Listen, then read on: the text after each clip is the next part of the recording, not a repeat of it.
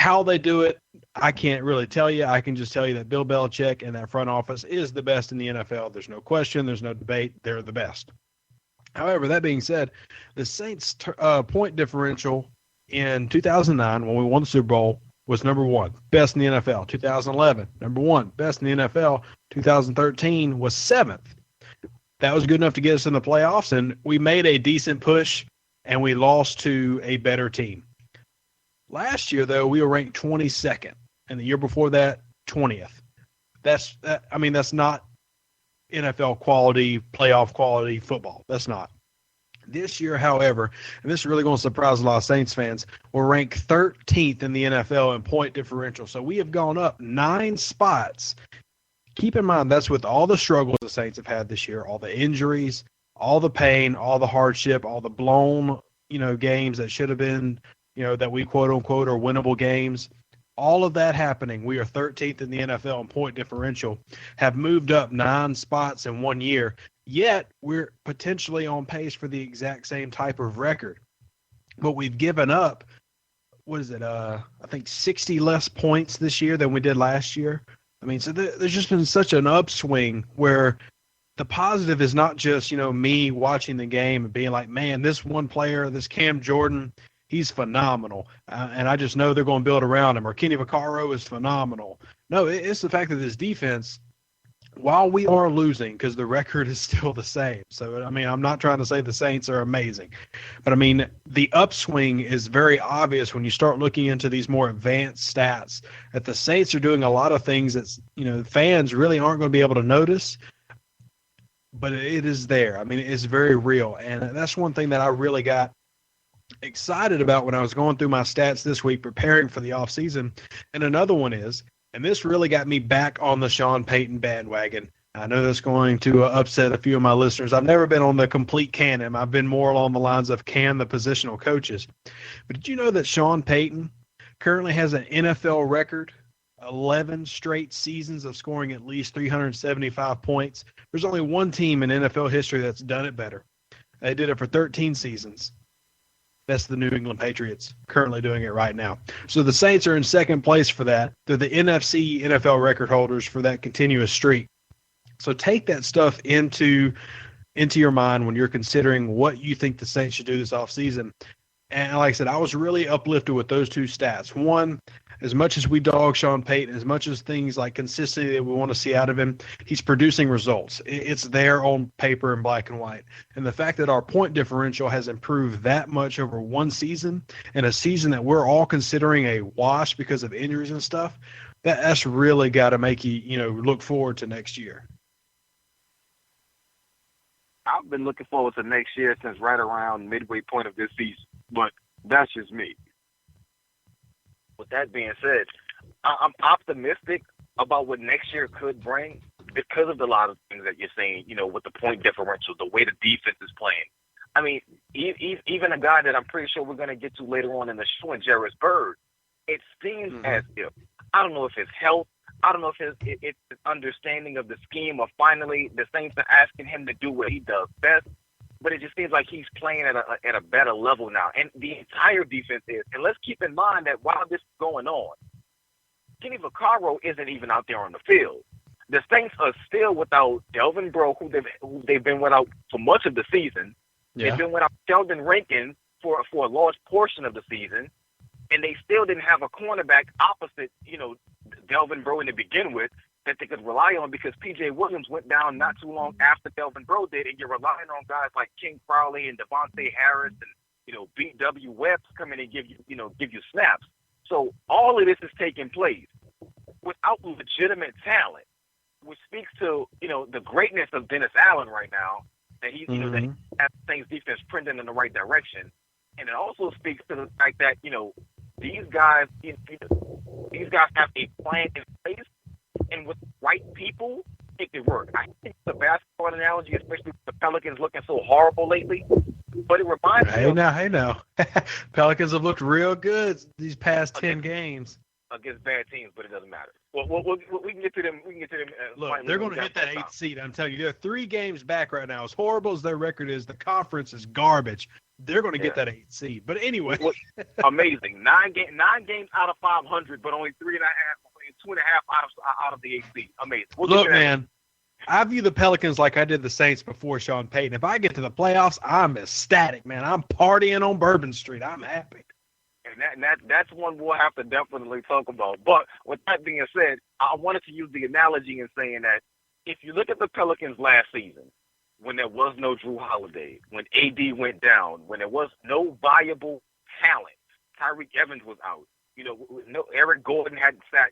It almost seems as if the Pelicans played better with Tim Frazier and Bryce Deshaun Drew, God rest his soul, when those guys took the floor and they were running Alvin Gentry's quick pace system, the Pelicans just seemed to play better because you had a lot of young, hungry guys that just wanted to just go out and play ball. Whatever coach asked them to do, they were going to do, and they were going to run it to the best of their ability. But you always knew that Gentry had a system that could possibly work. It was the first time the entire season you actually saw it in motion. And the biggest question going into the offseason, and why I think Dell Demps, foolishly spent money on the wrong people, but that's another story. But it's the idea of, the mind frame was, if it can run great when you've got Tim Frazier and Bryce Deshaun Drew and Alexia Jester out there running the system, imagine what it could be if you had real talent. That is the question the Saints will be facing this offseason. We've seen Dennis Allen run his system with basically one defensive end. We've seen him run his system with essentially 2.5 linebackers. We've seen him run his system with virtually no cornerbacks and 2.5 safeties. So he's not even fielding a full defense. Imagine what this man could do if he had some real talent. Craig Robertson is a decent middle linebacker at best. Much better strong side linebacker. Much better. Exactly. He's not a middle linebacker. Donnell Ellaby is a difference maker when healthy.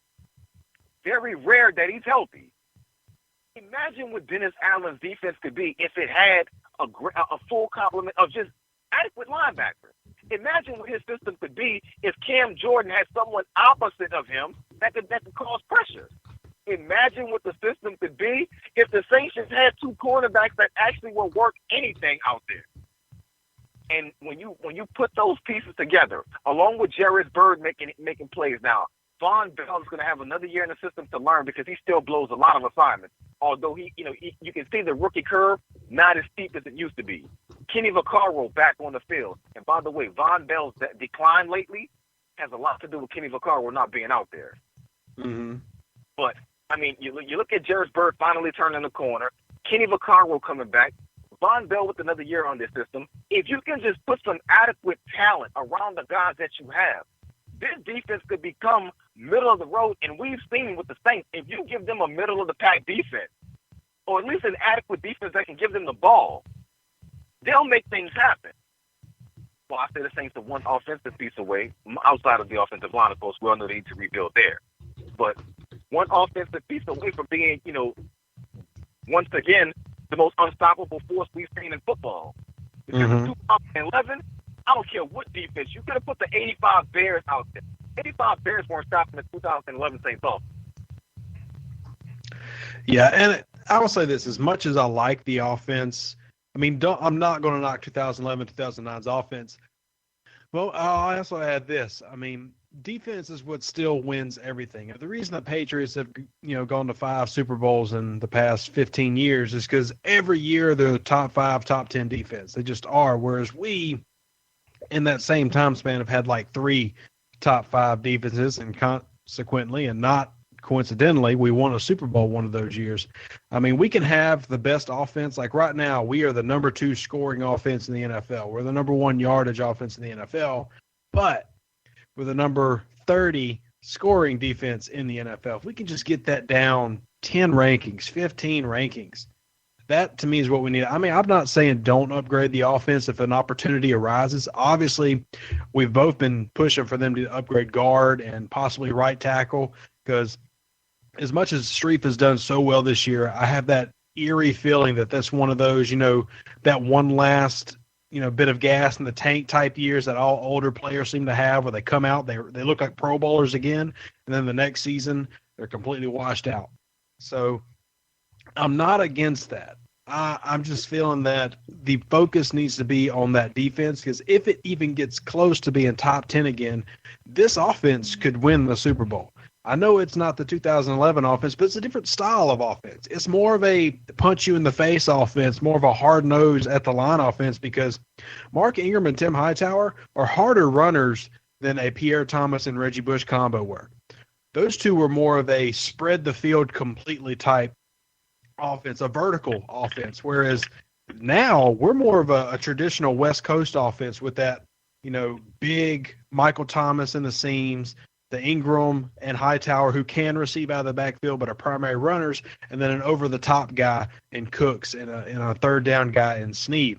Whereas before, it was Meacham and Henderson were flying streak routes every route, and then Reggie Bush would be doing these 15- and 20-yard wheel routes. It's almost like it's two different offenses. So I'm not saying don't upgrade it. I'm just saying, what's the point of us scoring 500 points a year like we did in 2009 and 2011 if you give up 475 like we did last year? So I want to just focus on defense and make sure that is taken care of before I go after any superstar offensive people. The key is I don't see the Saints changing who they are under Sean Payton. Yes, I understand that they're more physical now, but make no mistake about it. Sean Payton isn't going to be happy until he has his full complement of toys.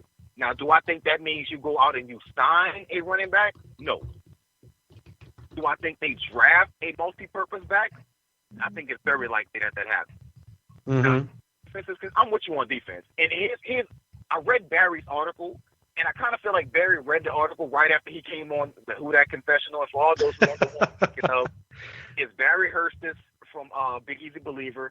He's the editor-in-chief, I believe, or the managing editor over there. Does really great work for that site. So if you're listening, check him out because he does really good work. But Barry wrote an article on guys that, 5 things that he thinks are going to take place for the 2017, bold predictions for 2017. One of those moves that he made was he said the Saints would sign Tremaine Johnson, the corner I just spoke of earlier, cornerback from the Rams, to a contract. They were going to sign Willie Snead to a contract, and they were going to sign Ron Leary, the offensive guard from the Dallas Cowboys, who was an unrestricted free agent that they were in talks of making a trade for. Well, here's what I believe to be true. I definitely think all those moves are very popular.